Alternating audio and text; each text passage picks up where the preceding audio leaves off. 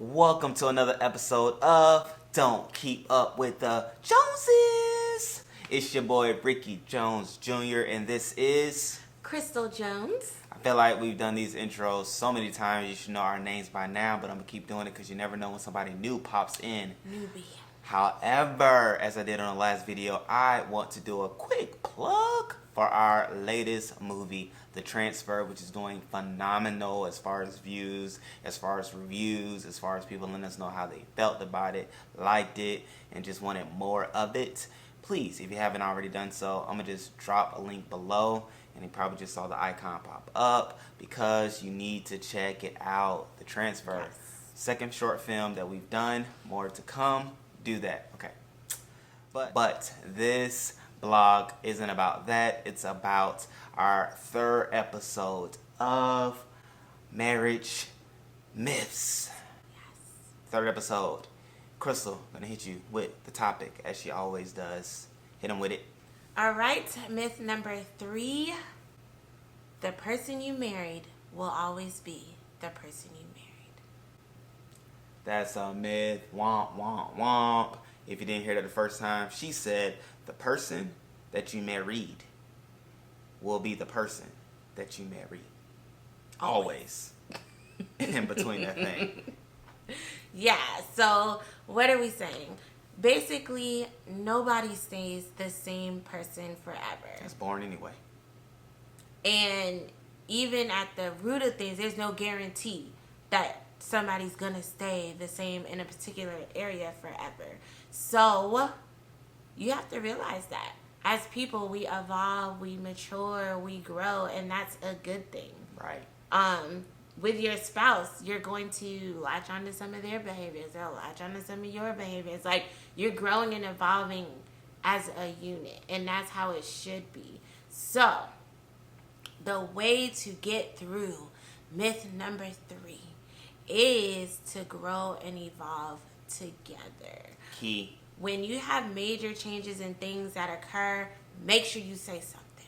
What are major changes in things? Like, if you decide you're going to go sit in a room by yourself in the dark, listen to 50 podcasts on some new crazy religion, and then come out and just expect your spouse to be like, yes, I will follow. What? What?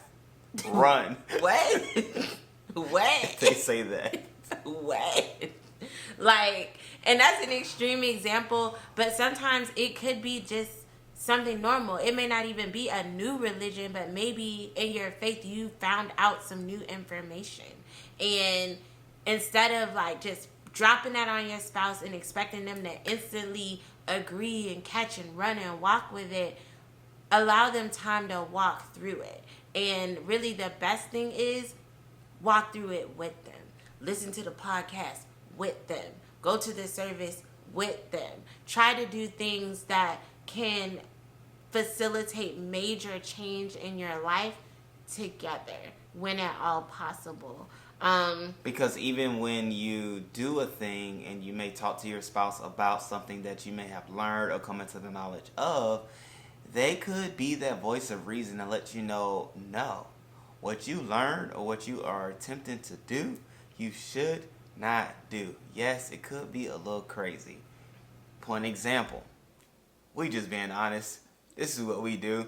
Your boy read a book. The book was great. I got to the end of the book, and the book started talking about, which if you read this book, a lot of people have read this book, but at the end of the book, it started talking about your ability to speak to the dead, right? So I was like, all right, cool. Like, I remember in the Bible, because, you know, we're Christians, so I remember in the Bible where, like, Jesus went up on the mount, took James and Peter with him, or whatever. James, Peter, and John, the 3.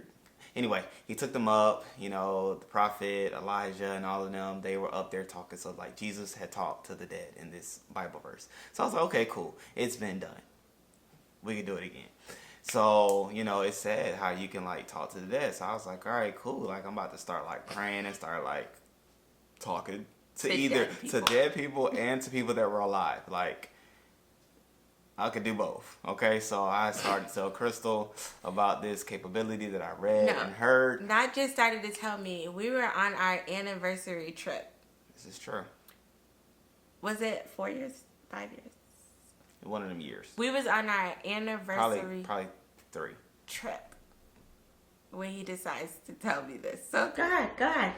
All right, so we was on our trip, and I was just telling her like, hey, I read in this book that we have the capability to talk to dead people. And I was like, I don't just want to talk to dead people. There are some people alive I want to talk to in the spirit. So I'm about to like pray and talk to these people in the spirit. Not I'm about to. He was like, so for the past couple weeks, I've been talking to dead people.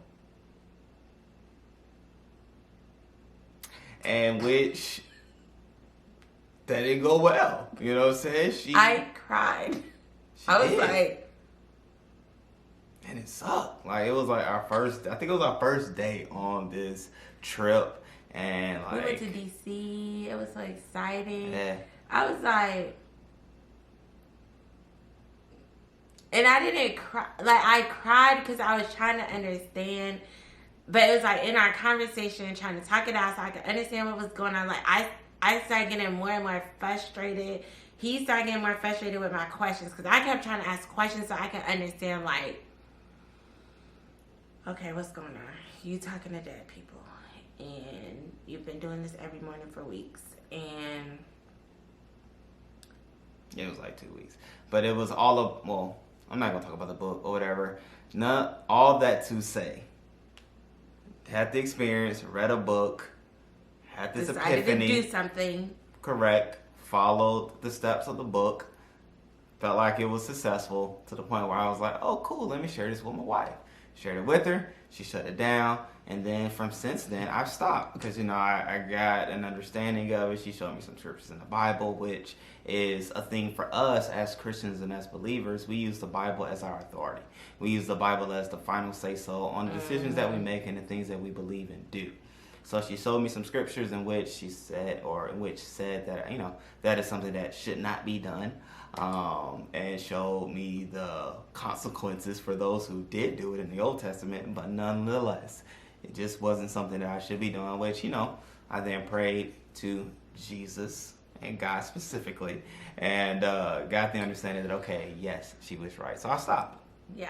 And it'd be just that easy, having a conversation. Yeah. But it was like, to just pop up, and he just expected me to be like, oh, that's so cool, like, yeah. Like, could that have happened? Yes. Obviously, it did not happen.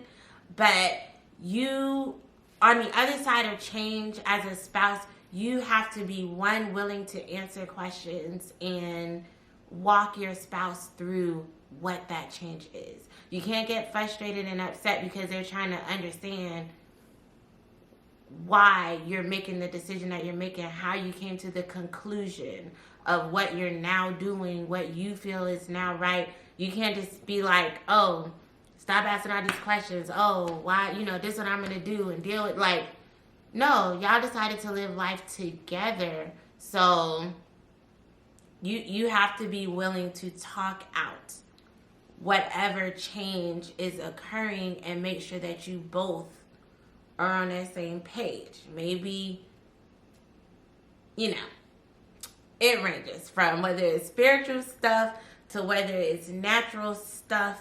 You decide, I'm finna go get a job in another state. You just do that. Okay, well, you have a whole spouse, like, right. Like, and responsibilities. That's what you just finna up and move to Texas. Like, you going to China now? Like, yeah, I accepted the job, so we're moving 2 weeks from now. Like, no, you made that decision. Right, you made that decision. Or even then if you're like, well, no, I'm just going to go and you can stay here.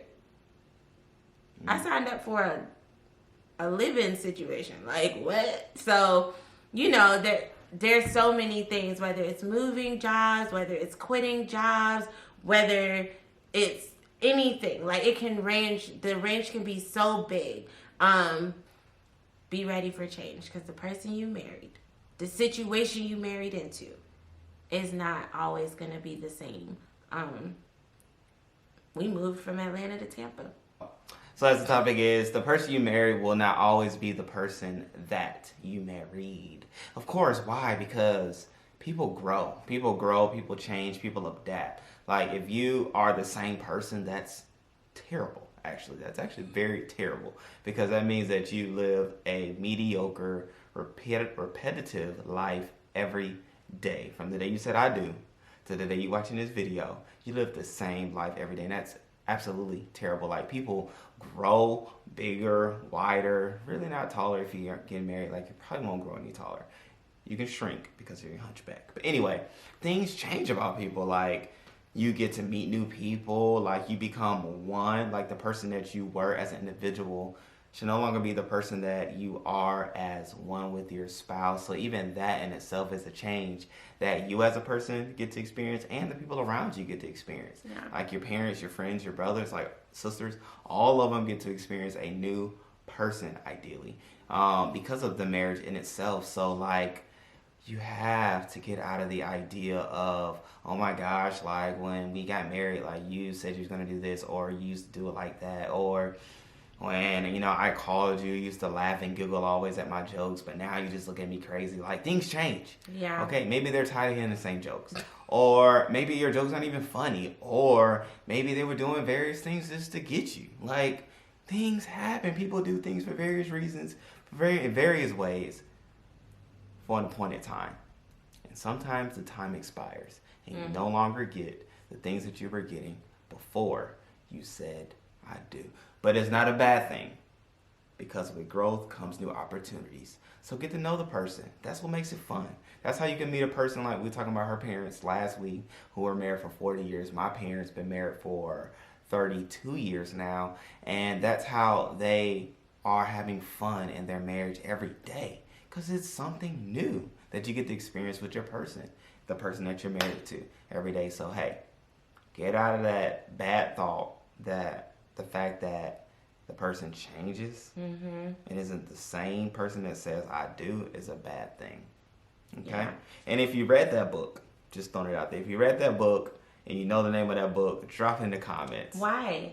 Because people need to know that at the end of the book, it gets a little dicey. And y'all don't need to go through what I went through. So I'm going to save you. Okay? But, yeah, I think you hit on something really good. Somebody may have been doing something before you even got married. Now you married, they ain't doing that stuff no more. Whatever. Things change. And stop holding them people accountable to what they said before y'all was even married. Just stop. Right, because things change. You know what I'm saying? Like, things change, and it's okay. Because life changes around you. Maybe you have kids now. And that's a totally different dynamic than it was when you were dating, meeting, or when you got married. Things change. Like you said, we moved. We moved from Tampa to Atlanta, okay? We moved from a townhome. To Tampa. Things change, like I said. Like, things change. Yeah. And it's all different things. Had babies in the midst of that. Like, yeah. Right. Like, things change. So. Jobs. Switch jobs and everything. Yeah. I was a student when we first met. Yeah. I can't still be a student. And I can't have a student mentality. Yeah. I do have a mentality that I'm willing to learn every day, but I'm not going to classes. I'm not going to classes, then going to work, and then maybe seeing her at night. Like, that's not the life. Anyway, Miss Jones, if you want to hit these people with a haymaker on the end, what would you say? Wow. It's World Series season, so, you know, haymaker. If I was going to hit you with a haymaker on the end, I would say, don't fall into the myth that the person will always be the same person, and actually learn to embrace and encourage change in your marriage by growing and developing together. Nice. And since you didn't ask me the question, I'll answer it anyway. I would say to have fun and learning and getting to experience life with the person that you said I do with every day. Realizing that a new day is just that, a new day. And experience the person in a new way. I like that. I want to say period. I wanted to rhyme, but it didn't rhyme. Yeah. Anyway, you got anything else? That rhymed anyway. That works. Nope, that's all. Thank you guys for tuning in for these videos. There'll be one more myth that we'll do next week, and then we'll go into some other topics and stuff that I'm excited to get to. But I don't even know why we have to keep saying this, but if you haven't already, please go ahead and like, subscribe, hit the bell so you know when we have new things to pop up. Comment below. If you read the book, please drop the comment. The book is a good book until the end, depending on what you believe in. And watch the movie, okay? You need to do that. Do those 3 things, 4 things, 5 things, all the things. But have a great day. Don't keep up with the Joneses, because you have a great life that you need to live out to the full. Like that girl's doing right there. Bye. Live your life to the fullest. We love you, as Chrystle would say.